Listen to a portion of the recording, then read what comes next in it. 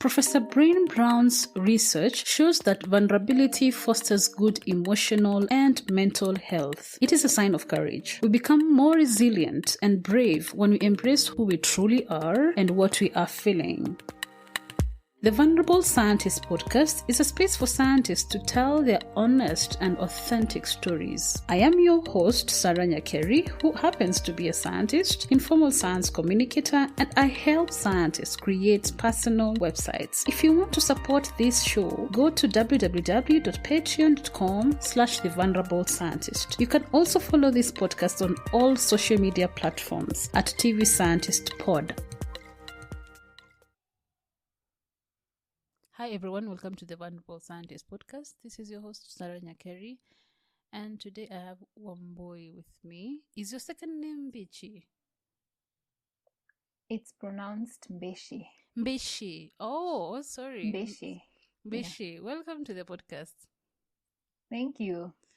Kindly introduce yourself for someone who doesn't know you. So my name is Wambui, as Sarah said. And I like to think of myself as a scientist. And so I do plant research science.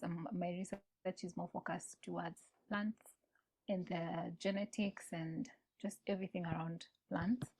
I am also the founder and host of Farm to Table podcast. And on the podcast, we speak about, again, plants, but in the more specific aspect of agriculture, so farming and everything that pertains to that in a very broad way. So even in terms of business, how science intersects with agriculture, and just, a very broad aspect of farming. Farm to Table. I like that name. Mm-hmm. So you mentioned you are a plant scientist. Yes. What exactly do you mean? Like what? Like, are you a student? Are you a full-on scientist? Or what are you doing exactly? I started by doing a degree at the University of Nairobi in horticulture. Yeah. So that's really where that's how I started going into plant science. And then after I finished, I went into research. So I was working at a university as a research assistant, and we were doing plant breeding. And then I've really always just been, interested in doing plant research. And then after that, I went and did my master's in botany. And during that time now, I continued my research journey. And then, so I wouldn't say that I am a student. I'm not a student, actually. I do plan on being a student again for my PhD soon, but currently I am not. Yeah. Oh, all right. So how did how did you get here? How did this journey start? Like, where did it start? Where did you grow up? Or just tell us more about yourself, a little bit more background before getting into the university. Okay. So I grew up in Nanyuki. I was born, I like to say sort of born and raised, because we moved to Nanyuki when I was probably a year. So this is the only place I've known as home. I grew up in Nanyuki with my parents and my elder sibling, who is my sister. And I went to school in Central Province. Just a very normal upbringing, very normal, very normal, I would say, upbringing. I had my friends. I went to school. I did well in school, I think. Yeah, you know how the way it is in Kenya, like your parents really, I think it's Africa, your parents really emphasize on academic success. That's like the thing. Yeah, so I was able to do that well, successfully. Then I went to high school in Bishop Gatimu Gandu. Oh. Yeah. So you performed well. Yeah, I think I performed well. I don't know why you're saying I think. I'm so modest. You're too modest. Yeah.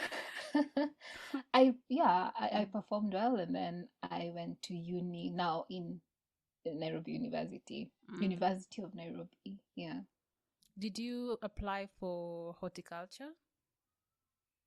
I did actually. So as I said, I've always been very interested in agriculture, Mm-hmm. since I was young, to be honest, because even in high school, I remember agriculture was not a cool subject, To, like to everyone pick. wanted to be, yeah, everyone wanted to be in business or home science or what were the other ones? Music. Computers. Yeah, yeah, computers. Mm. And then so for me now, agriculture, we were like 10 people Mm. out of maybe a class of 150. You But mean for me, agriculture? I was Oh. really, yeah, Mm. I did in high school. Mm. You were And really? I was really keen on it. Like I've always, it's something that I've always been drawn to. Mm. And I sort of knew from an early stage that I would have my career in agriculture and just plant science. Were you guys farming in your family? No, no, we Where did didn't. that come from, though? I don't know. I think so. It's what I think. I'm not so sure. Mm-hmm. Um, so when I was much younger, we used to live in the city, like in Mm-hmm. Nanyuki town, and then Mm-hmm. we moved. Now my parents bought a farm, and we moved to the rural areas. Yeah. Not rural, but like outside of town. Mm. Um, and I remember when we moved here, there was so much culture shock because some of our neighbors, like a neighbor of ours, were the people who they didn't really have food. Like they genuinely did not have food. So the children were malnourished. They used to, they even the food that they had was like what maize flour alone. And so you'd see that the kids were eating like porridge, maize flour porridge. Mm. And I think for me that really shifted something within me, and I sort of realized that in a country where agriculture is supposed to be the backbone, we still have people living in areas and not getting their nutritional needs. And I think that's the thing that really it awakened something in me from my young age. Mm. So that's just now in retrospect, thinking about it. Mm. In hindsight, I think Mm. that's what really shifted my mindset. How did you, like, as a child, how do you connect food with agriculture as a child? Um, so in science, when you're in primary school and you Mm. have science, just general science, Yes. I remember we had our science teacher really used to try and teach us things about Mm. farming. Like I remember knowing all the what is it like all the types of weeds by Mm. names and by their scientific names. I remember those kinds of things. Mm. And for me, I think it the whole picture doesn't really form Mm. immediately. It starts slowly. You Mm. start to learn something step by step. You Mm. start to learn what are the requirements of a plant, and then eventually, once you grow up a bit, you Mm. start now to connect all the pieces. Mm. Okay. Yeah. So now you're in high school, you're doing agriculture. I'm assuming you're Mhm. excelling in agriculture. Yeah, Did you get to a moment where you didn't like it? Or you had your second thoughts? I did. I actually, my mom always reminds me of this. Mm. When we did KCSE, Mm. I remember we used to have like paper one and two of Mm. things. I don't know if you remember. Mm-hmm.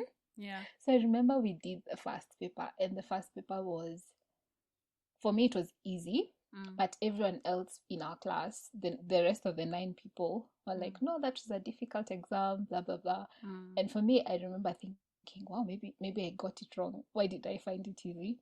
And Mm. then, Mm. and then we did the second paper, and that was so difficult for me. Like, Mm.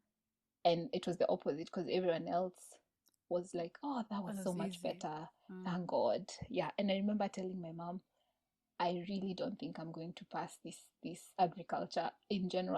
I just thought I don't think I'm going to pass it. Mm. And so when I went now to choosing courses, you know how we used to choose courses? I Yeah. didn't really think I would be successful in an agriculture course. Like, I didn't think I'd be able to get in to an agriculture course just because I didn't know whether I would pass a Greek. Mm.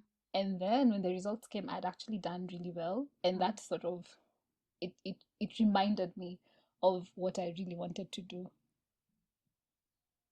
So there was a moment there where I wasn't sure. I was like, maybe I should just choose business Mm. because, it's probably cooler.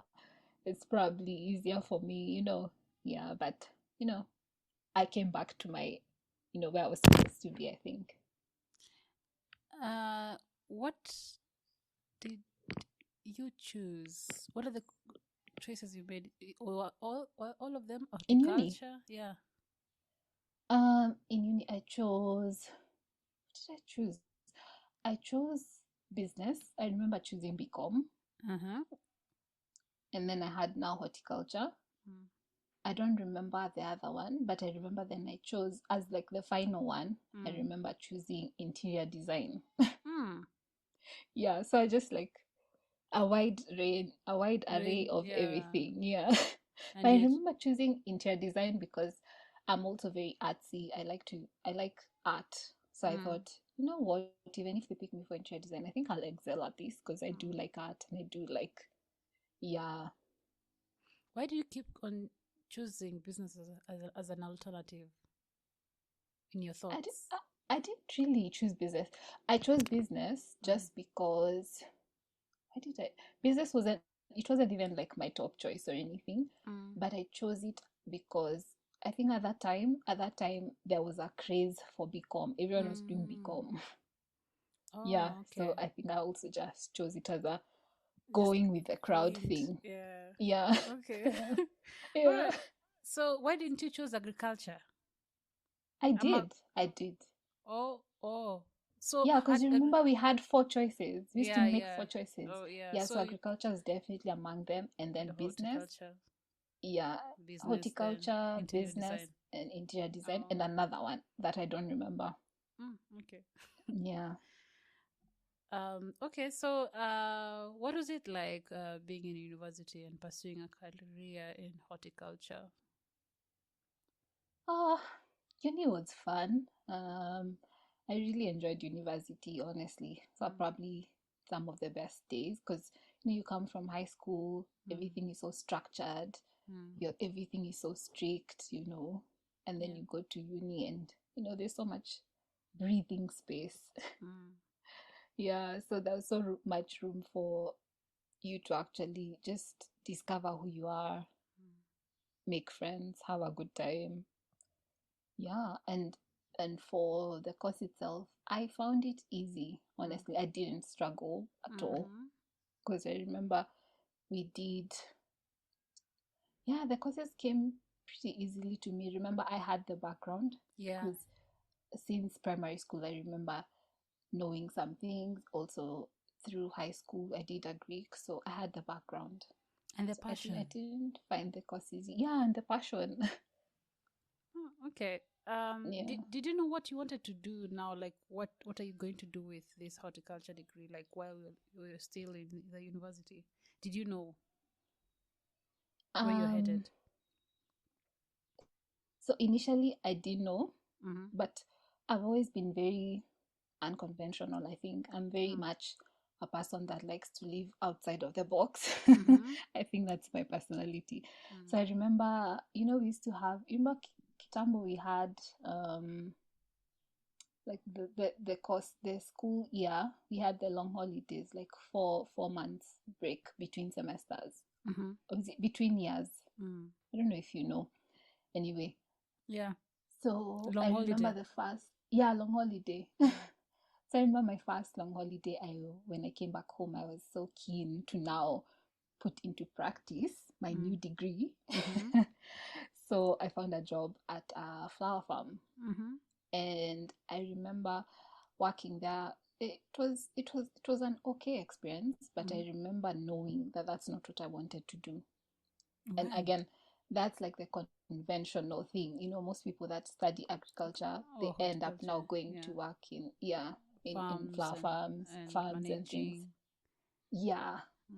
But I remember just knowing from that experience that that's not what I wanted to do. Why? What is that that you didn't like? I just found it so mundane, to Mm. be honest. Mm. It felt like anyone can do that. I really felt that you didn't need to have studied so much for you to do that, because what is it really on a day-to-day basis? What do? Mm. You have the people who go weed the flowers. So what can you do as a graduate is probably tell them you didn't weed well here, or Mm. that kind of thing. And I really felt that that was going to be that. Yeah, I just felt like that wasn't what I meant to be doing with all of this passion and all of this. Again, Mm. I Mm. didn't do it just because that's the course I've been asked to do. I did it because I was really passionate about it. So I Yeah. knew I wanted to be somewhere where I could actually make a difference. Mm. And did you know Yeah. what exactly that was at that time? I didn't. At that time, I Mm. really didn't know, but I remember always saying that I would like to work for the UN. Mm. Yeah, so something like FAO Mm. or WFP, I really felt that I could be able to make a difference with those organizations. Oh, okay. So what Yeah. happens after the second holiday? So the second holiday, what happened? I don't really remember, Mm. but then the attachment, we used to have the Mm. industry attachment. I Mm. went and worked for a government parastatal that deals with horticulture. And Called. I remember that experience being so much better, and Mm. feeling that I was doing so much more, because with that we were able to actually work with the people that were exporting the horticultural produce. That was so a much better experience for me. I got to meet the exporters. We did a bit of licensing and all Mm. that. Mm. So that felt for me much better. Is this But Kefis? not kefis. Oh. Do I have a story for kefis though? Okay. um, I'll wait for that. yeah, it was HCD. HCD, you know HCD? No. Horticultural Crops Directorate. Okay. Yes, I did that internship. I really enjoyed that, to be honest. I did it for 2 years. Mm. It was a good experience. I learned a lot about the industry and everything. Mm. Um, yeah, but then I don't know, I still knew, it still wasn't it. I would do it, but I Mm-hmm. still knew it wouldn't be enough. Mm-hmm. Yeah. Then what happens after that? Then after that we finished uni, graduated, and I was fortunate enough now to get a job at the university that I was saying, as a research assistant. And So, mm, that's when it really clicked for me now. mm, Yeah. like you were looking for something that you couldn't point out.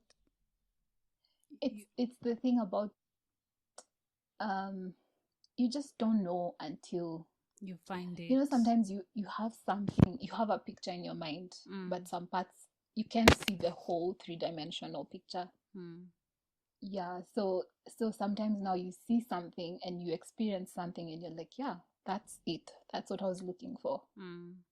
Yeah, that was what it was for me when I worked now in research.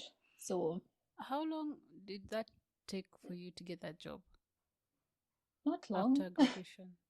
Truly not long. I was very fortunate because I remember we finished school in May, Mm, and then I remember ending of May, I think, and then in June mm, I went home, and I remember telling my mom, you know what, I want to rest for June, and then mm, in July I'll start job hunting. mm-hmm, And what do you know? End of June, I mm. was already working at JQuat at the university. I don't know if I can say the names of the places. You can if you want Okay. to. It's okay. Unless you have, you don't No, want I don't to. know. Some content creators are sort of don't want like give publicity to institutions. Oh, Yeah. but that's your story. That's what happened. I've never thought about that though. Okay. Yes. Mm-hmm. So I went to JQuat to start my job in research, and it was just amazing. Mm. Yeah. You applied how? I asked, so a family friend of ours was working there at the time, and she recommended to me now the professor who ended up being my boss, and she was like, yeah, he's looking for someone to be a research assistant for his projects, and you can apply. So I applied and I got in. The reason why I'm asking you that is it's important for people to know how people got to where they are and how what system they use. For example, for you, that's networking. You talked to someone about what you wanted, then they knew someone who was looking for something that you wanted, and then you found yourself in that situation. So I find that's a very important thing to talk about, especially after graduation. So it's true, because in Kenya especially, like a lot of people who I went to uni with, they didn't get jobs. Some still don't have jobs to date. So how many years later? 2016. So can you imagine? It's been 5 years. It's 6 more than years. 5. It's actually 7 years now. Wow. Yeah. So the job market thing is just it's actually another 6 thing. years. It's a long time. So what are they doing? Okay, yeah, that's another question I like asking. Like, what are your colleagues doing? Like, are there people who are still pursuing careers attached to what they did in school? Yeah, I think most people probably ended up, and this I'm just guessing because I don't know. Okay. But I think most people ended up working at farms. The conventional way that people in agriculture and horticulture end up. So most of them are working at farms. Okay. And probably others now went into different careers because they just couldn't find the jobs in the thing that they studied for. Yeah. So how did you find it being a research assistant? Like what is that thing that made you like it? I really enjoyed it because first of all, I was working in plant breeding, so we were trying to find better varieties of maize. There are 2 projects, maize and beans. Okay. And so just being able to find real life solutions to problems that people are actually facing, that really it gave me the purpose that I was looking for. Remember I said, like, I really wanted to make a change, to do something more. So yeah, actually making contributions towards something like that. What exactly? That was the thing. What exactly were you improving to? Like, what was the variety? What was the breeding program on exactly? Like, so what the are you trying to do breeding, with the beans and maize? so for the maize, it was about herbicide resistance. So most people, especially in large scale farming, you don't really have the resources to bring in, let's say, people to do the labor. To take a lot. So people might prefer to use a herbicide, so just spray and a selective herbicide, kill the weeds, leave out the maize. And for maize, that I think that there is no really herbicide that has been found that can do that. So we were trying to find a herbicide. I mean, to try to develop a variety that was resistant to herbicides, specifically glyphosate. Yeah. I've seen this. So we were working on that. Although, with traditional breeding, it takes such a long time to get any results. Yeah. So, but it was enough for me that I was actually working to contribute towards that. Wait, so it's the same for maize and beans? Same thing? Yeah, same thing. Okay. Yeah. For someone who doesn't understand traditional breeding, could you explain in the simplest of terms? So traditional breeding is basically taking, let's say, a trait, a characteristic of a plant that is desirable. So let's say maybe you plant let's say a maize plant, and you notice that in the field maybe a few of them have bigger cobs, and you're looking for maize that have bigger cobs. That's your goal. Your goal is to have bigger cobs. Then you take the seeds from those big cobs and you try and replicate them. Mm-hmm. So yeah, you basically, that's what you do. You take them and you try to grow them in order to find a variety that has bigger cobs. Yeah. So So that's in a nutshell, that's what it is. Oh, okay, great. I like that explanation. Yeah. What's the alternative though?